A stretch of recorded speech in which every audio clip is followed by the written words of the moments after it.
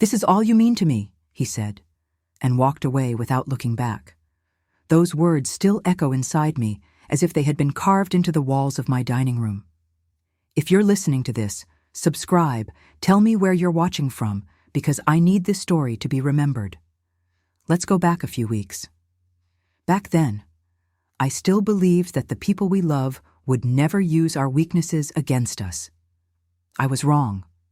On a rainy Tuesday morning, I, Evelyn, 68 years old, a retired history teacher, was in the little stationery shop on the corner buying envelopes when the news hit me like a wave. I was the winner of the state lottery prize. $2 million. After decades of living carefully, dropping coins into glass jars, suddenly I had the chance to breathe without fear. My fingers trembled when I called my only son, Daniel. "Mom, this is unbelievable," he said, and in the background I could hear the sharp laughter of his wife, Camille. "We have to celebrate. Camille and I will arrange everything. You just have to show up looking beautiful." The warmth in his voice reignited something I thought I had lost: hope for reconciliation. Since Camille had come into our lives, my relationship with Daniel had grown cold. But maybe this unexpected victory could be a bridge. I wanted to believe it. The following 2 weeks were a whirlwind. I met with Robert Blake, a financial advisor at the local bank. A calm man who had already helped me with small investments. We made a plan: pay off the mortgage, set aside a solid retirement fund, and maybe, finally, fulfill my dream of visiting Tuscany. The rest would remain safely invested. I had never been one to take risks. During that time, Daniel began calling me every other day. "Mom, are you getting good advice? Camille thinks you should meet her planner. He's brilliant." A chill ran through me. Camille had always had tastes far too expensive for their budget: lavish trips, designer clothes, restaurants that charged more than I spent in a month. "I'm being well taken care of, dear. Robert is trustworthy. We're being conservative." "Too conservative, maybe," he replied, sounding slightly disappointed. "But remember, family helps family." It should have sounded like a warning, but I was too happy to notice. The dinner was set for a Saturday evening. Daniel insisted on bringing food, flowers, everything. "You just relax, Mom. It's going to be our celebration." Camille even offered to cook, which was unusual. She never stooped to domestic tasks.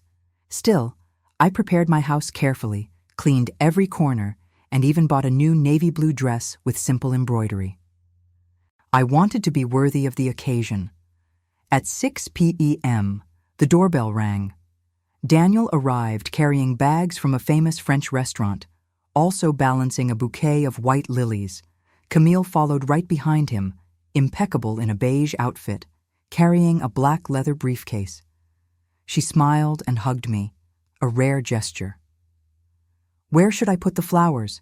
Daniel asked, already stepping inside as if he wanted to fill the house with that celebratory atmosphere. "They're beautiful," I replied, arranging them in my mother's vase. "For the most important woman in my life," he said. Camille nodded, but there was something cold in her eyes. The dinner was far too perfect. Fine porcelain on the table, imported wine, candles glowing. We talked, laughed, toasted. Daniel seemed attentive. Camille praised my home as she never had before. "This place has such a rustic charm, Evelyn," she said, almost convincingly. When dessert arrived, Daniel set down his fork and changed his tone. "Mom, we need to talk about something serious. Family helps family." Camille opened the briefcase.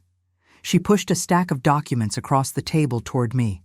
Even upside down, the numbers jumped at my eyes: $830,000 in debt, credit cards, loans, even a luxury car lease. I felt the floor tilt beneath me. "You want me to pay this?" Their silence was the answer. I stared at those papers as if they were written in a foreign language: credit card statements, collection notices, loan contracts, all in Camille's name. "It's not as bad as it looks," she said, tucking a strand of flawless hair behind her ear. "It's just some cash flow adjustments. Investments in my career. Cash flow, I repeated, my heart pounding hard. Camille, these are debts for luxury hotels, designer handbags, a sports car. Her smile tightened. Image is everything in my field. I represent international brands. I have to look the part. And you expect me to pay for this? My voice came out low, but sharp. Daniel laid his hand over mine, trying to look conciliatory. Mom, think about it. You just won $2 million. After taxes, you'll still have more than $1 million. Helping Camille won't leave you helpless. That's nearly half of what I won, I whispered.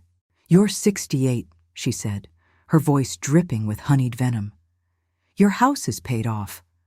What would you ever need that much money for? And in that moment, I understood. That perfect evening was nothing but a carefully rehearsed play. I pressed my lips together, slid the papers back across the table, and took a deep breath. So that's what this is, this whole dinner, this sudden affection. It was just to convince me to pay nearly $1 million. Daniel frowned. Don't say it like that, Mom. We're asking for help. Family helps family. Help? I asked. Or emotional blackmail? The silence that followed said more than words ever could. I stood, walked to the shelf, and returned with my checkbook. Daniel's face lit up for an instant, until I tore out only a single check. I signed it for $1,000 and placed it gently on the table. This is what I can give. A gift, not a loan. Camille's eyes burned with rage. She grabbed the martini glass beside her and, without hesitation, hurled the contents at me. The cold liquid splashed across my new dress, dripping onto the floor, leaving an olive lodged in my gray hair. Selfish old woman, she hissed. For a second, the world fell silent. Then, without raising my voice, I said only, "Sit down." And like scolded children, they obeyed. The smell of alcohol still clung to my skin as I began to speak, each word firmer than the last. You think selfishness is me refusing to pay for choices I didn't make? Let me show you what selfishness really is. I picked up the stack of documents again and began reading them aloud, one by one. Nordstrom, $42,000. Louis Vuitton, $19,000. Cancun Resort, $7,000. BMW Coupe Lease, $1,500 a month. Do you want me to go on? Camille's face flushed crimson, but her chin stayed lifted in defiance. All of those were necessary expenses. I was representing international brands. I laughed, a short, humorless sound. Necessary? Camille, I lived on less than $30,000 a year for an entire decade. Explain to me why a $19,000 handbag was necessary. Daniel cleared his throat. Mom, she just needs a chance. With your support, she can rebuild. That amount won't change your life. It won't change mine, I shot back. It will destroy my security. And what you're asking me to gamble is the safety of an entire lifetime. I rose, walked into the kitchen, and returned with a bottle of wine. I poured myself a glass, my hands steady. Do you know what impresses me most? You didn't come to me when the problems started. You only came after I won money. To you, I wasn't family until I became useful. The silence spread across the room. The grandfather clock ticked, marking heavy seconds. So listen carefully. I will not pay these debts. I will not fund this disaster. Camille's fists clenched. If you say no, Evelyn, then understand this. Everything between us changes. Our relationship will never be the same again. I sipped the wine, locked eyes with her, and answered. Then at last, we'll have a relationship based on truth. After that night, the silence in the house felt louder than any scream. I lay awake for hours, the smell of martini still clinging to my skin, the image of the olive sliding down my gray hair replaying in my mind. But I didn't cry. Not a single tear. There was only a cold clarity, sharp as glass. On Sunday morning, I brewed a pot of black coffee and sat at the table with my old hardcover notebook, the same one I once used for lesson plans. I began to write everything down, each word spoken, each gesture, each threat. The check I wrote, the glass hurled, the police report I intended to file, every detail. My hand trembled at first, but soon the act of writing steadied me. The notebook would become more than memory. It would become evidence. Then I picked up the phone and called Robert Blake, my financial advisor. "I need changes immediately," I said, skipping any pleasantries. "I want to protect this money before anyone tries to take it from me." He was calm, professional as always. "We can set up an irrevocable trust. Once it's established, no one can touch it. Not family, not creditors. Half of my winnings. Move it there. Now." He paused. "Are you certain, Evelyn? Irrevocable means there's no going back, even if you change your mind later. That's exactly why I want it. I need the money to be untouchable." We scheduled the paperwork for Monday morning. On top of that, I instructed him to draft incorporation documents for a foundation. I even had the name ready, the Responsible Path Institute, dedicated to teaching financial literacy to families. A little bit of revenge dressed up as altruism. If Camille thought a $19,000 purse was an investment, then I would make sure the world learned what real investment meant. When I hung up the phone, an unexpected calm came over me. For the first time since the lottery ticket changed my life, I wasn't just reacting to what others wanted. I was making choices of my own. That same afternoon, I heard footsteps on my porch. When I opened the door, there stood a tall officer in uniform, and beside him, my son Daniel. "Mrs. Duarte?" the officer asked politely. "We received a request for a welfare check." My stomach dropped. Daniel had actually called the police, pretending I was some frail old woman incapable of answering the phone. "I'm perfectly fine, officer," I said firmly. "I simply refuse to answer calls from people who assault me in my own home." The officer looked between us, confused. "Are you saying there was an assault?" "Yes," I answered. "My daughter-in-law threw a drink in my face because I wouldn't pay nearly $1 million of her debts. My son witnessed it." Daniel's face flushed red. "Mom, don't dramatize it. It was just a martini. She was upset." The officer interrupted. "Being upset does not justify assault." He pulled out his notepad. "Would you like to file a formal complaint, ma'am?" For a moment, I considered it. The satisfaction would be immediate, but I decided to play a longer game. "Not at this moment, but I want it recorded. My son and daughter-in-law came to my home to demand money. When I refused, she assaulted me. I want that noted in your report." "Understood." The officer scribbled quickly. Then he turned to Daniel. "Sir, I strongly suggest you give your mother some space. Welfare checks are for people in danger, not for family disputes about money." Daniel stood there, deflated, like a child caught cheating on a test. "Mom, this is getting out of control. We just need to talk." "Talk?" I asked. "Steady now. You had your chance last night. Instead, you treated me like an ATM." I closed the door in his face. For the first time in years, I didn't tremble. On Monday morning, I followed through. At Robert's office, I signed the papers transferring $650,000 into the irrevocable trust. "Now no one can contest it," Robert said, sliding the notarized forms across the desk. "Not even if someone tries to argue you're incompetent." I smiled bitterly. That was exactly what I was afraid of. That afternoon, as I organized my notes at home, the phone rang.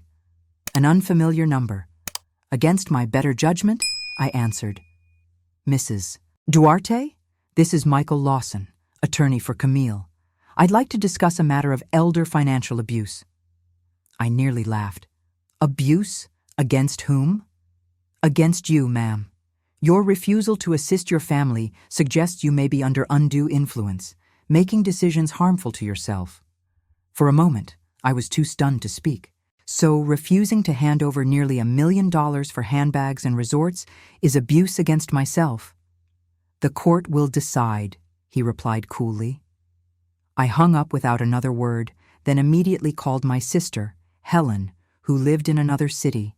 I told her everything: the dinner, the glass of martini, the police at my door, and now this outrageous lawsuit. The line was silent for a long time. Finally she said, "Evelyn, listen carefully. They won't stop. They're trying to flip the narrative, to make your protection look like weakness. But you have something stronger: evidence. Document every call, every letter, and get a lawyer who knows elder law. This could turn against them."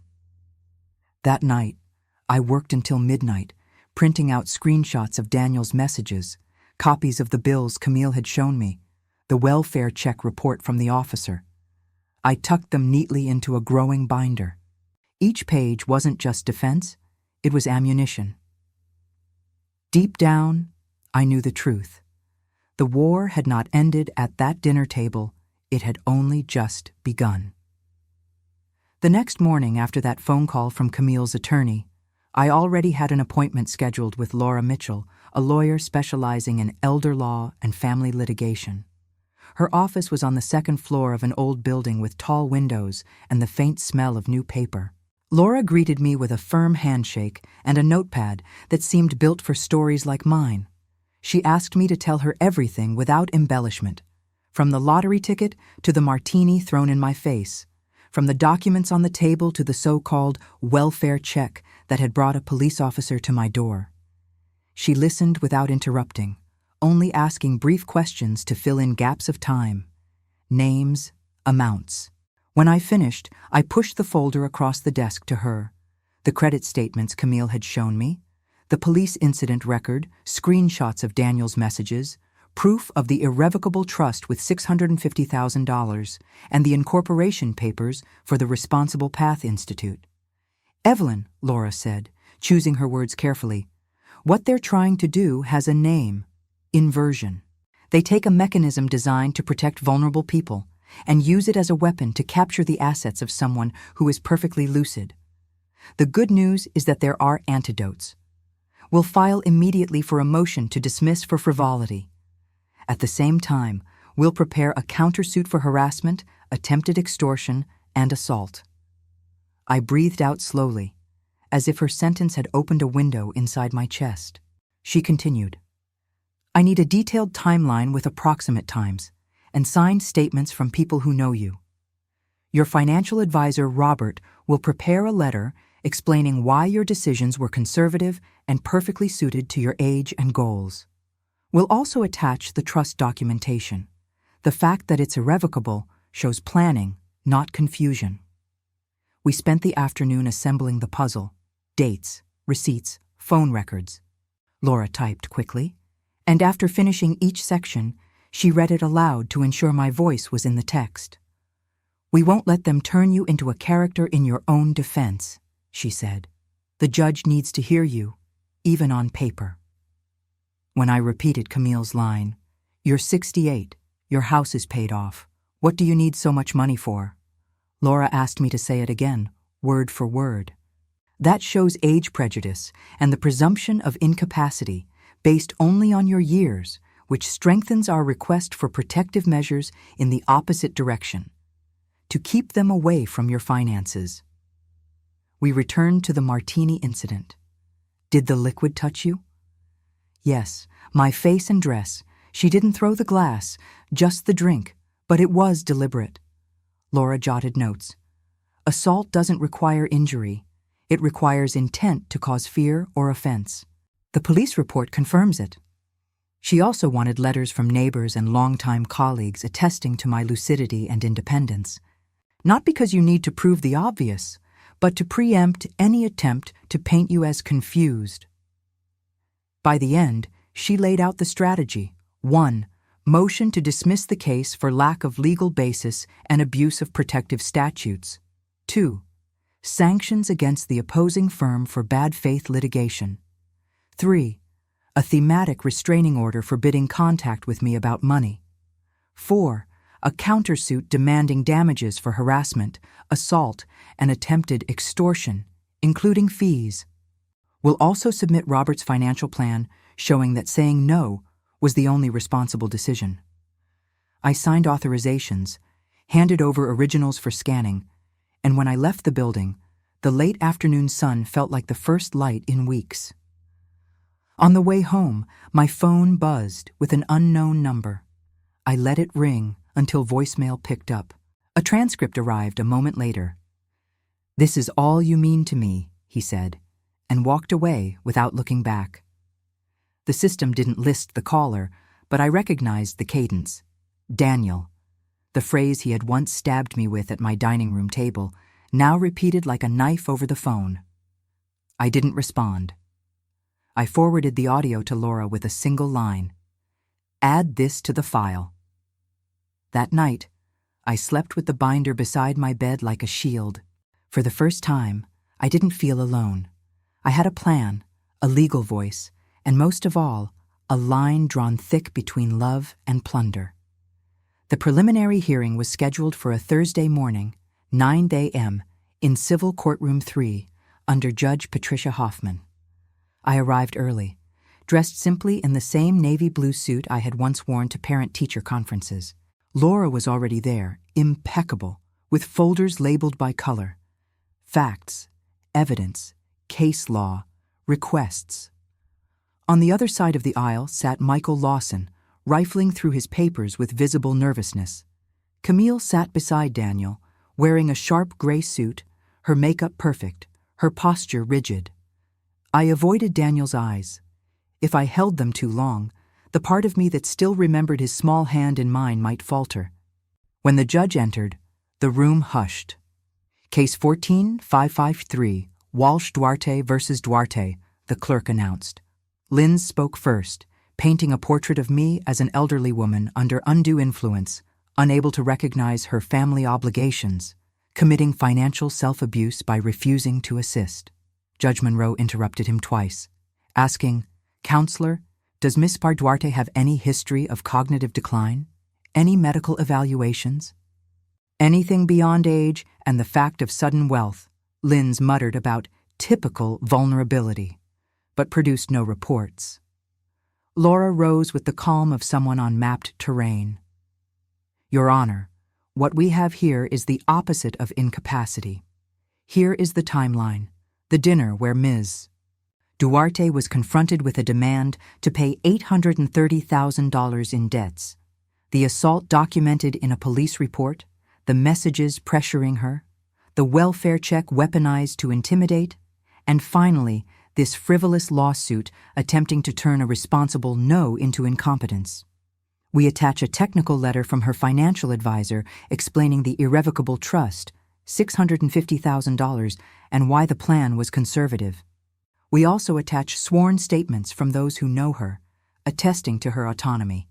Nothing, absolutely nothing, suggests confusion, only boundaries." Judge Monroe leafed through the folder carefully. Then she looked at me directly. "Ms. Duarte, do you understand the implications of placing part of your winnings into an irrevocable trust? You know you cannot undo it." "Yes, Your Honor," I replied. That was the point. I wanted to protect my future from pressure. "And do you understand that refusing to pay the debts of others is not only legal but, in many cases, the most prudent choice?" "I do." The judge nodded, marking something in her notes. Then she turned to Linz. "So you are asking me to treat asset protection as incapacity and to consider familial love a legal obligation to cover consumer debt." The lawyer launched into a speech about solidarity, but Monroe cut him off. Solidarity is not enforceable by judicial decree, especially when it amounts to forced wealth transfer. Her decision was swift, case dismissed for lack of foundation. She also granted our request for sanctions, requiring the firm to explain to the Bar Association why it filed such a baseless case. And finally, she issued a thematic restraining order. Camille and Daniel were forbidden from contacting me, directly or indirectly, regarding money, loans, gifts, or related topics. "Any violation will be treated as contempt," she said, stamping the order. The sound echoed like the end of a chapter. As we walked out, Laura didn't smile. She simply exhaled. Victories like this you carry quietly. Now we'll move forward with the countersuit. They may still try to twist the narrative through relatives or social media. The less they do, the better for us. From the hallway, I saw Daniel staring at the floor, as if the tiled lines could teach him how to go back in time. I didn't approach. Instinct pulled me a step forward. The boundary I had drawn pulled me back too. I stayed where I was. For the first time, I chose not to save anyone from themselves. The weeks after the hearing felt like a different country, the same streets, but new laws. The restraining order silenced the midnight phone calls, and the sanctions motion turned Camille's attorney from smug to bureaucratic to evasive. At the Responsible Path Institute, I registered the charter, opened a separate bank account, and drafted the first modules: realistic budgeting, credit is not income, how to recognize financial manipulation within family. Robert introduced me to a curriculum consultant who loved the idea and suggested partnerships with libraries. Teaching again, even in this new form, felt like returning to my roots. Except now the lesson plans were fences for dignity. 6 weeks later, Robert called with a smile in his voice. Public record, Evelyn. Camille filed for bankruptcy, listed debts over $900,000, including her legal fees. The news landed with the inevitability of gravity. And Daniel? I asked. Reassigned. No more security clearance at his job, significant pay cut. The old reflex of pity tried to rise, but the memory of the martini and the phrase, "What do you need all that money for?" cut it off. Compassion did not require opening the door. 2 days later, my sister Helen sent me a link to a local news site. Lottery winner defeats family extortion attempt. Judge dismisses case and issues sanctions. The article was matter-of-fact, avoiding lurid detail, but it mentioned the restraining order and, briefly, my institute. At the bottom of the page, comments poured in, people sharing their own stories of manipulation, thanking me for naming something they had long felt but never identified. Minutes later, an email appeared in my inbox. Your story gave me courage. Attached is a donation of $50,000 for your institute. I refreshed the account 3 times before believing it. But the number wasn't what moved me. It was the message. Setting boundaries inspires others. Not all responses were kind. Distant relatives I hadn't heard from in years sent vague messages. Family is everything. Don't you think you were too harsh? What if it were you? I forwarded them all to Laura and filed them in the indirect harassment folder. Each attempt to guilt me only made my outline clearer. Sometimes dignity is simply refusing the convenient story others write for you. At night, the house returned to gentle noises, pots simmering, radio humming, pages turning. Wealth had brought noise, protection brought quiet. I finally knew the difference. Then one Thursday evening, the doorbell rang. Through the peephole, Daniel, alone. The order didn't forbid his existence, only the topic of money. I opened the door cautiously. He looked smaller, not in height, but in presence. I didn't come to ask for money, he said quickly. I know I can't. I came to apologize. I let him sit on the porch, 2 mugs of coffee between us. At the hearing, when the judge asked the lawyer for proof, I realized what I had done, he said. I let someone turn you into a wallet with legs. I feel ashamed.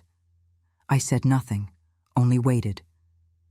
In the bankruptcy process, debts appeared I never knew about, spa treatments, shopping, even another loan. When I confronted her, she said I was controlling.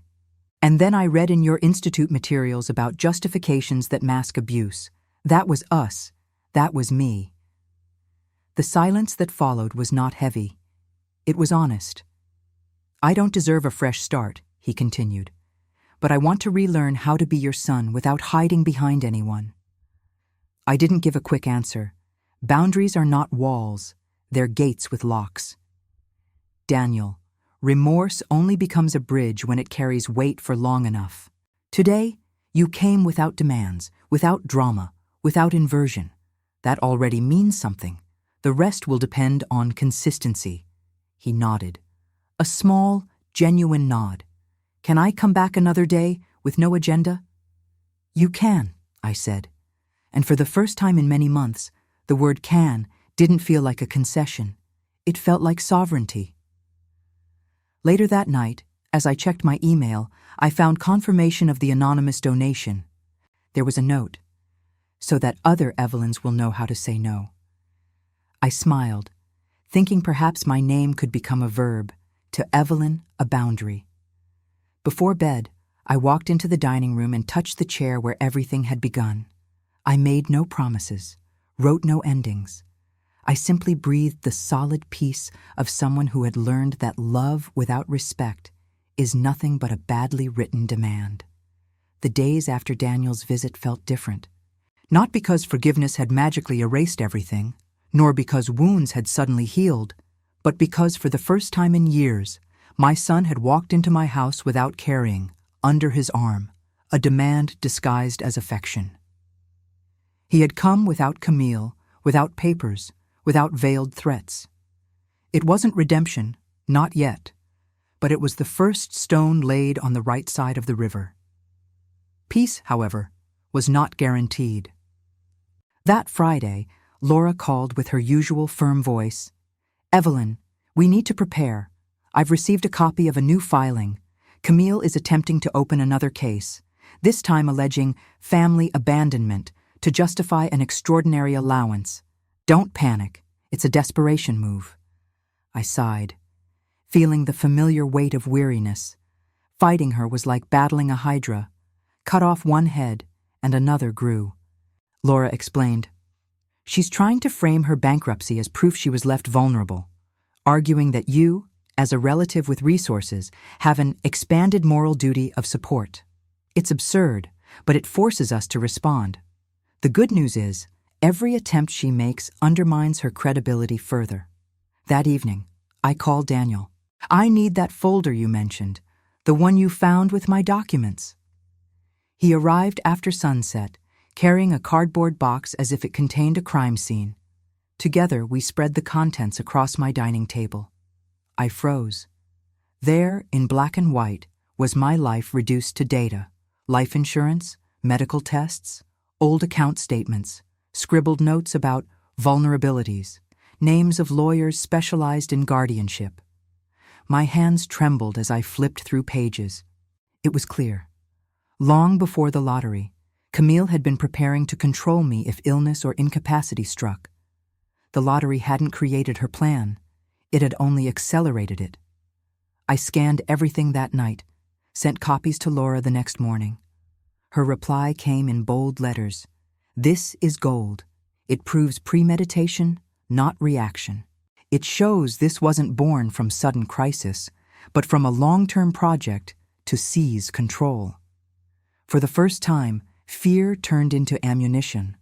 The dread that had kept me awake at night was now evidence, weighty and undeniable. As I organized the pages into a clean binder, I felt something new: liberation.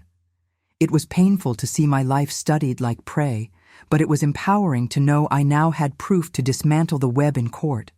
Step by step, I was no longer a target. I was becoming the one holding the spotlight. The hearing for Camille's new attempt was scheduled 3 weeks later. Laura instructed me not to answer any calls from their circle, not even indirect relatives. They'll try to provoke you into missteps. Let's keep you steady. I channeled my energy into the Responsible Path Institute. We held a pilot workshop with teenagers from the community. We role-played financial traps, overspending on credit, emotional manipulation by relatives. At the end, a girl hugged me and whispered, "My aunt does this to my grandma. Now I understand." That single sentence gave me more strength than any legal victory could. Still, at home, the pressure didn't stop. Anonymous letters slipped under my door. Family doesn't abandon family. Money won't hug you when you're old. I photographed each one, sent them to Laura.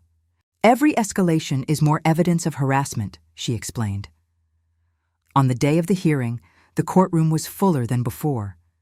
Camille entered in a tailored gray suit, her hair pinned tightly, trying to project an image of dignity.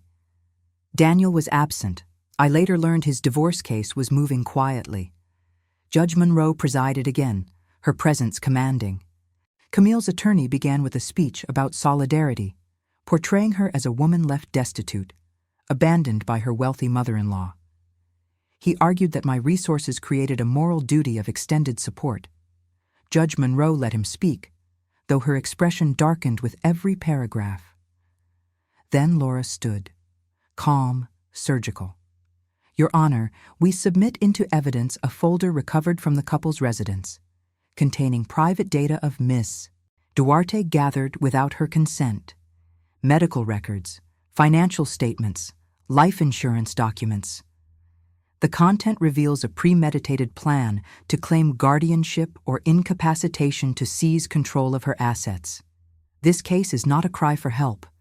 It is a continuation of calculated manipulation. The judge leafed through the documents in silence. The weight in the room grew thick. Then she lifted her gaze. Mrs.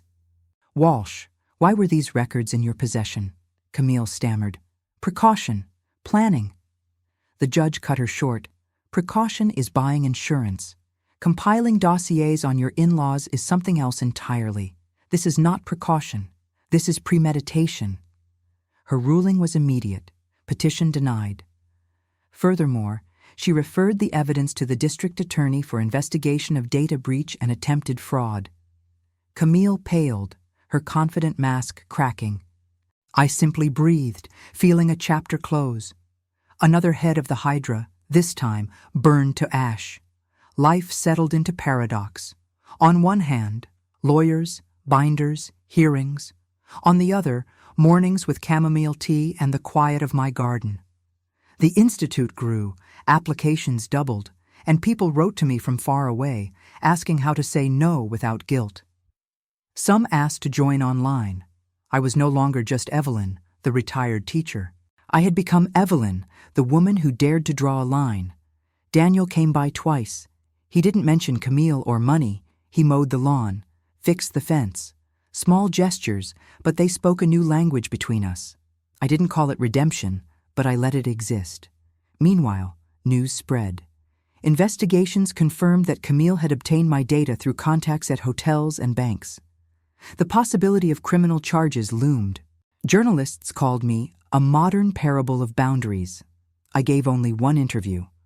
Looking into the camera, I said, family cannot be an unlimited access code to what you've built. Love without respect is just a demand in disguise. The clip went viral. Letters poured in from seniors who had felt the same but never found the words. Yet shadows lingered.